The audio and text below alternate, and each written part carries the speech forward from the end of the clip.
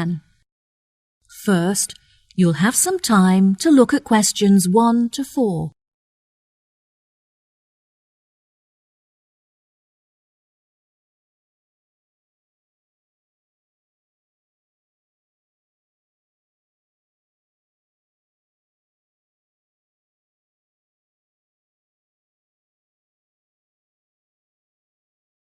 You will see there is an example that has been done for you. On this occasion only, the conversation relating to this will be played first. Hello, how can I help you today? Yes, hello. I'm just phoning you as I have seen an advertisement on your website for a property that I'm interested in renting. If possible, I'd like to find out some more information before I organise a viewing. No problem at all. What is the address of the property that you'd like to inquire about? It's 21 North Avenue. Okay. The address of the property is 21 North Avenue.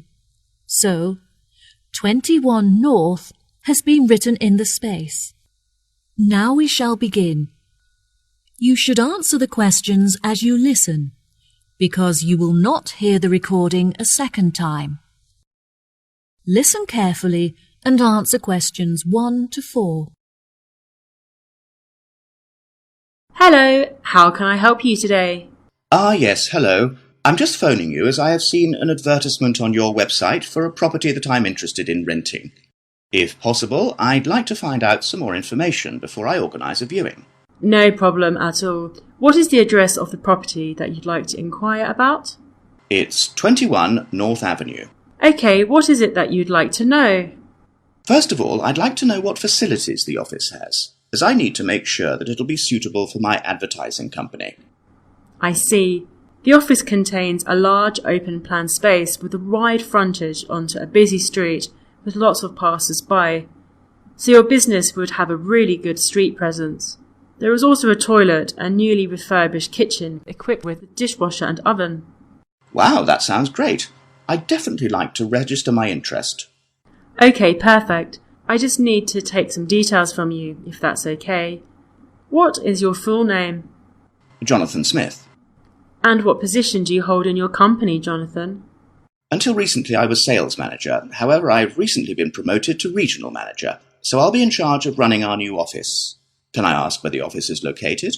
Yes, of course. It's located downtown, just around the corner from Royal Square Shopping Centre. That's a bit too far out of the centre for my liking. I'd much prefer to be located in close proximity to the station. Do you have any property located in that vicinity? It would help me to narrow down the results if you could tell me how many employees you intend to have working in the office. Our branch is made up of 30 employees, and we'd like some extra space for meetings and presentations. Most average office spaces are around 8,000 square feet, but it sounds like you would need more space than that. I think that 10,000 square feet would be more suitable for your needs. Now, let's see, we have 10 properties that match those criteria, so let's try and narrow it down. Before you hear the rest of the conversation, you have some time to look at questions 5 to 10.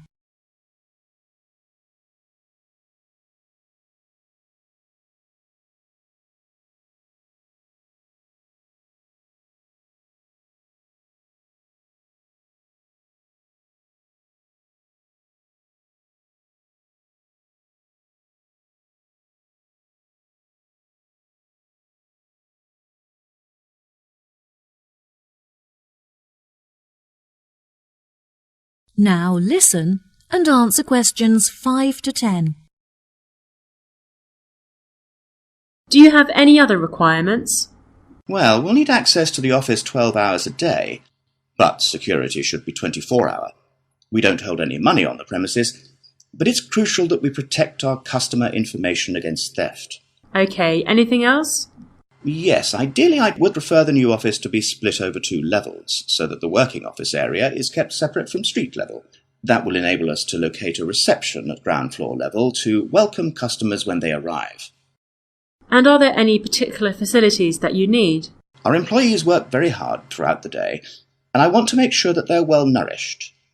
It would therefore be ideal if I could provide them with a kitchen to cook hot meals at lunchtime. Would you want the kitchen to be located at first floor level with the office? No, I don't want the office to be filled with the smell of food. It would be better if the new office had a basement where we could locate the kitchen and staff room area to keep it at arm's length from the workspace. OK, I have now narrowed the search to 2 available properties. Do you have any other requirements that could narrow our search down to 1 result? All of our office staff will be working at desktop computers, so I'll need the office to be equipped with at least 40 power sockets if possible. Anything else? Studies have shown that exercise is very important for maintaining happiness and healthy brain function. In an office environment, it's very difficult to get sufficient daily exercise, so it would be great if they had access to a nearby exercise area. One of the available offices is located next door to a gym. Would this be suitable? Yes, absolutely. A gym is exactly what I was thinking of. Brilliant. Do you need the office to be furnished? I don't think so. I already have some furniture, so I would prefer to bring this myself. That's no problem at all. And before I forget, we will definitely require Wi-Fi access, as much of our work and customer recruitment is carried out online. No problem. It sounds like the property will suit your needs perfectly. I've taken the liberty of booking you a viewing at 3 p.m. on Thursday, so you can see it for yourself. Is there anything else I can help you with today? No, I think that's all the information I need. Thanks very much for your help. No problem. It's been my pleasure to be of assistance. Goodbye. That is the end of section 1. You now have half a minute to check your answers.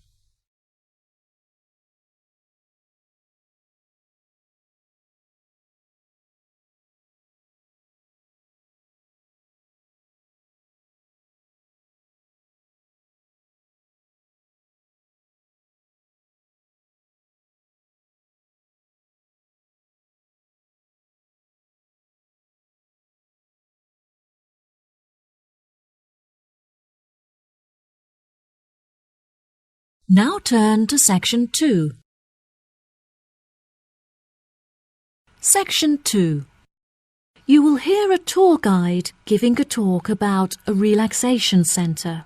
First, you'll have some time to look at questions 11 to 14.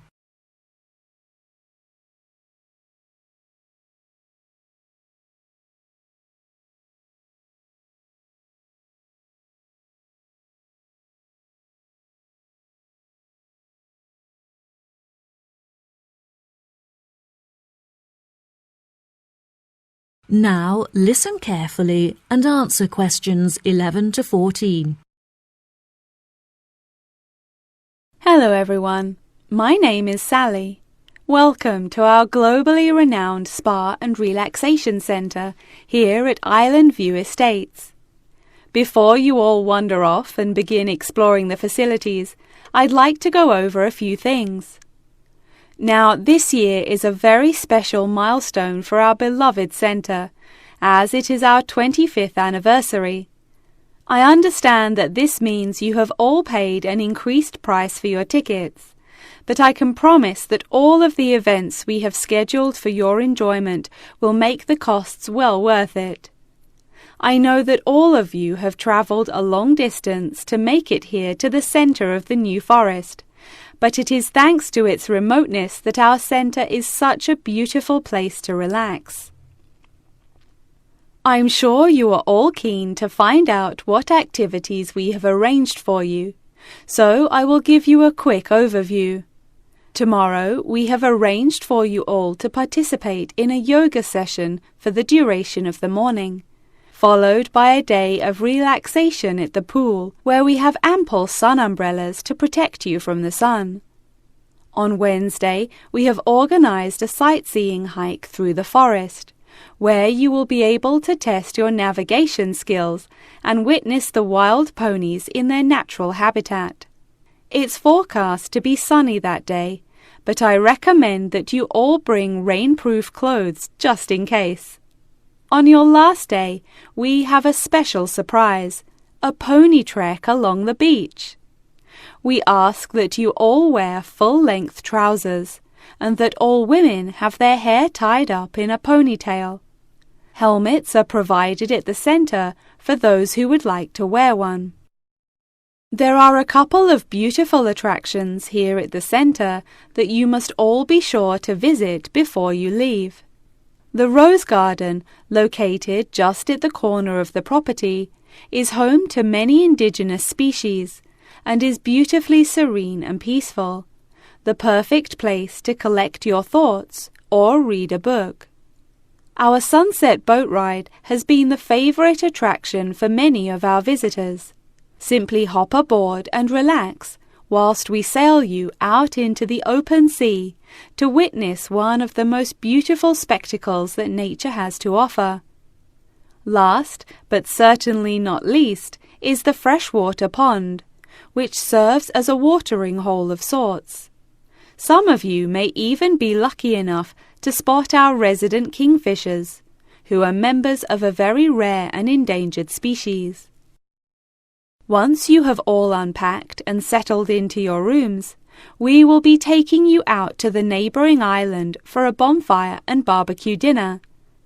The island is very small, and the bicycle trails make it very easy to explore all of its beautiful corners. As the island is entirely separate from the mainland, it has never been inhabited by wildlife, so you can all roam freely and safely. We have some bonding exercises for you all to take part in around the bonfire, where you can potentially make new friends and discover a lot about yourself. Before you hear the rest of the talk, you'll have some time to look at questions 15 to 20.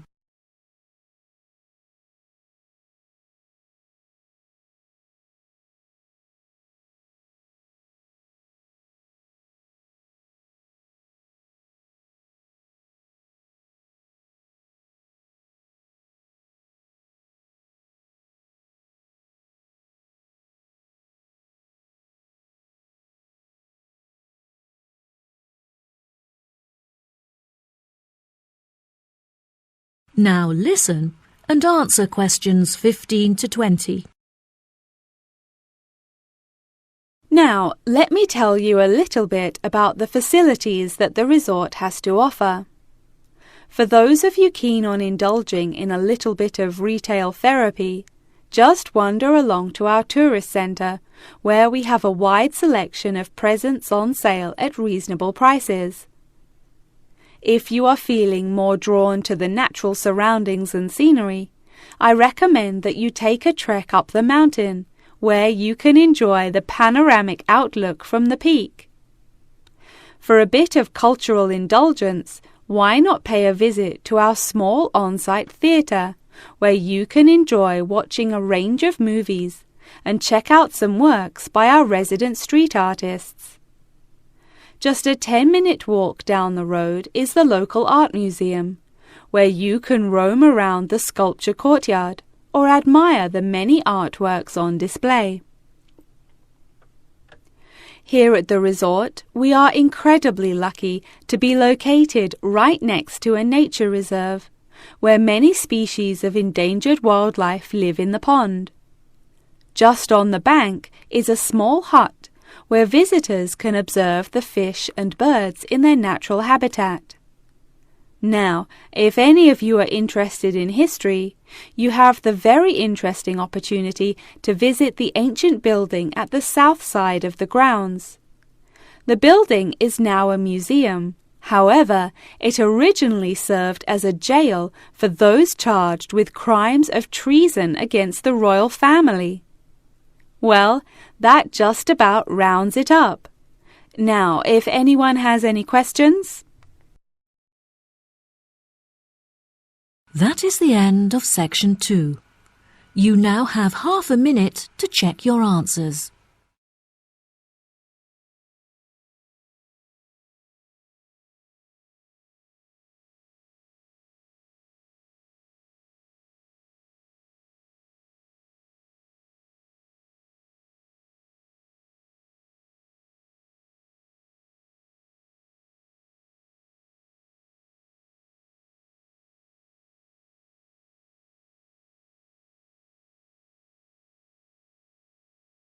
Now turn to Section 3. Section 3. You will hear Lara and Tommy, two students, talking about their book club. First, you'll have some time to look at questions 21 to 24.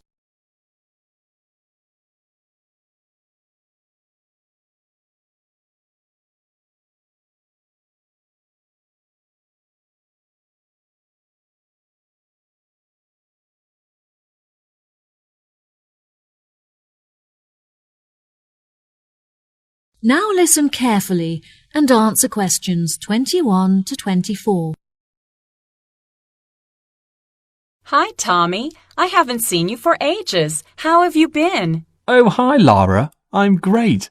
I've just joined a local book club that meets every Wednesday, and I'm really enjoying it. Next week, we're discussing the novels of Charles Dickens. I'm really looking forward to it, as he's my favourite author. Yes, absolutely. His novels are wonderful. I attended Dickens' book club too. Would you like to do a practice session with me in preparation for your meeting? Sure, that sounds great. Let's start by discussing the main characters in David Copperfield and the ways in which they're affected by the events of the story as it develops. What do you think of Rosie? I think that she's a really sweet character in the beginning, but as the story progresses, she becomes bitter because of how her relationships had turned out in the past. That's true. Her sisters all marry and live happily ever after, but she ends up alone. It is very interesting to see how deeply the change in her personality affects her relationships. What is your opinion of Florrie? I find her very manipulative. She seems intent on seeking attention, so whenever she wants something from her family members, she persistently acts in a very silly manner, just like a kid. Unfortunately, many people do not realise this, and so they give her the attention that she's seeking, which only encourages her to continue behaving this way. Yes, Florrie is the complete opposite of Lizzie. Lizzie is very sensitive, and she has a true perceptiveness into how people are feeling and how they behave, which enables her to act appropriately towards them. She is very kind and generous and cares about how people feel. That's true, and I really like her character too. My least favourite character is Estelle, because she acts so selfishly and gets enjoyment from making others suffer. Unfortunately, there are many people like her in the world who intend to make others feel like this. It's interesting how you can associate so many of the characters with people that you know in real life. I think that the reason why Dickens is so good at creating deep and believable characters is because he understands human mentality. Before you hear the rest of the conversation, you'll have some time to look at questions 25 to 30.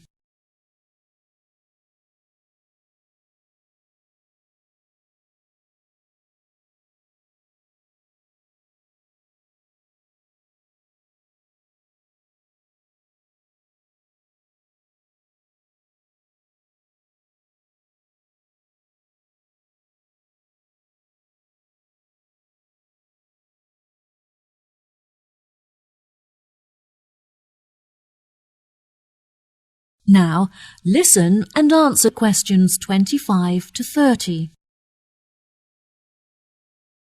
Absolutely.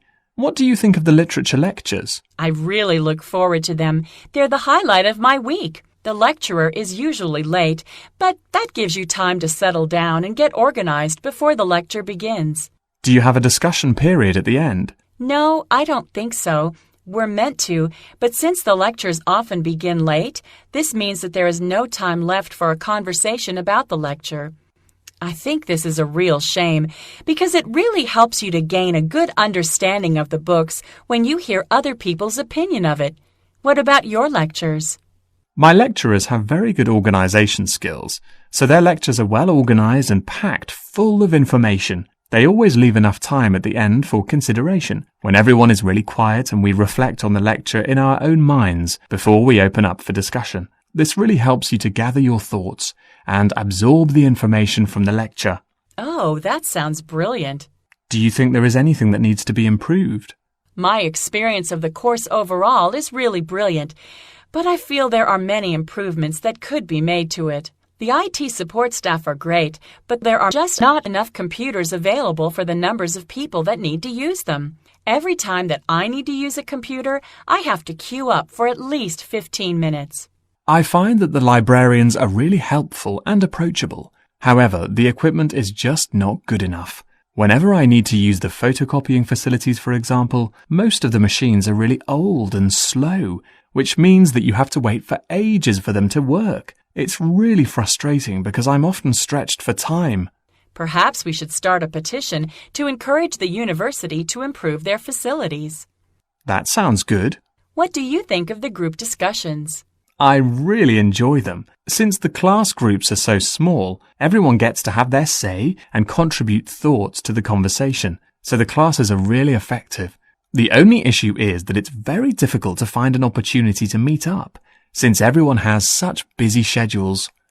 Yes, definitely.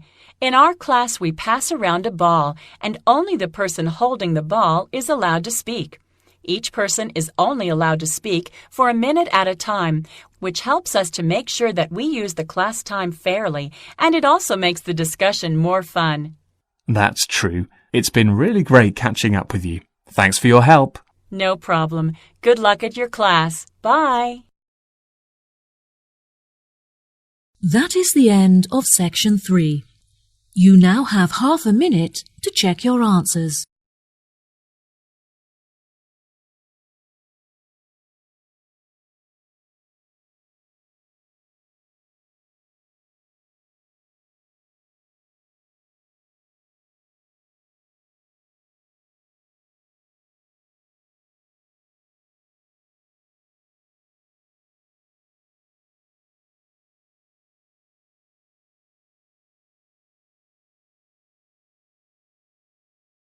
Now turn to section 4.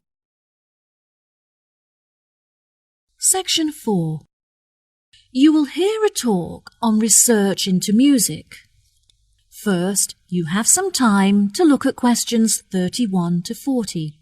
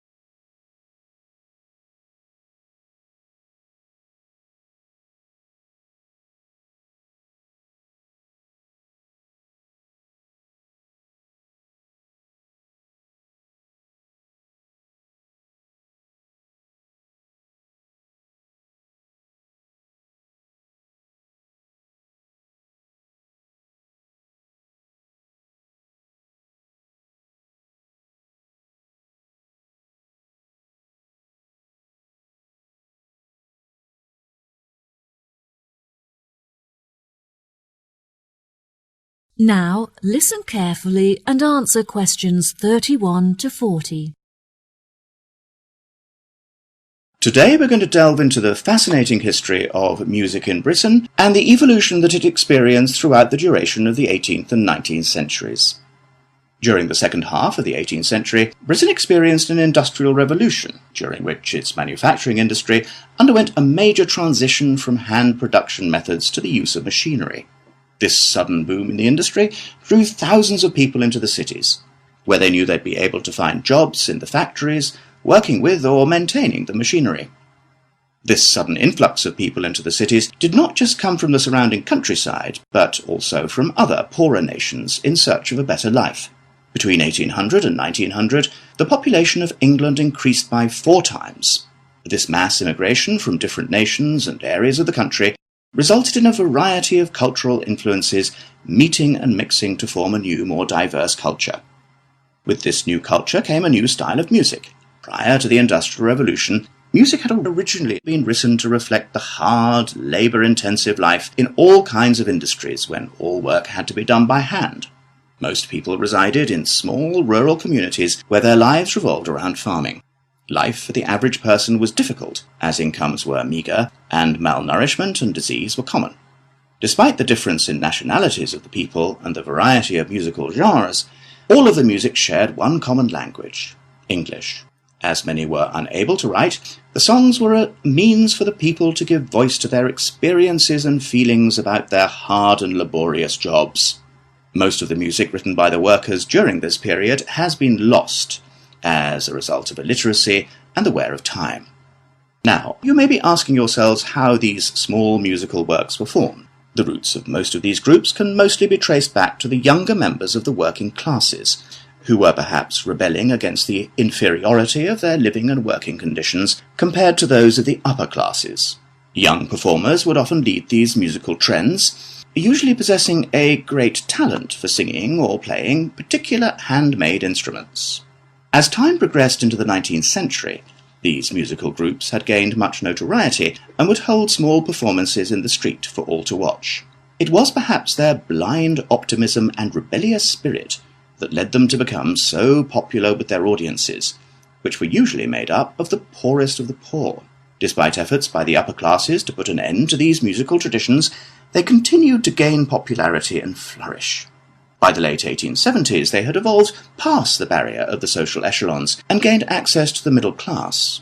Performances were held in proper establishments such as village halls, and some were even ticketed, with audiences paying a fee for the privilege of watching. Music produced by these groups were better recorded, and some is still preserved today in museums. The music of these groups may not exist in the present day, but its influences are still clear if you look closely enough. In classical culture, for example, many of the themes and theatrical performances are still based on the lives and experiences of the working classes both prior to and following the Industrial Revolution. The novel entitled Les Miserables by Victor Hugo, for example, is a novel about the French working classes and is still widely popular today. The original recordings of the music written during these periods are now hugely valuable due to the demand from avid collectors and enthusiastic fans. Many of these recordings are publicly owned and displayed in museum exhibits. However, a selection are still privately owned and occasionally appear for sale in auctions, often reaching prices in the hundreds of thousands. Well, that just about wraps the lecture up for today, so if anyone has any questions... That is the end of section 4. You now have half a minute to check your answers.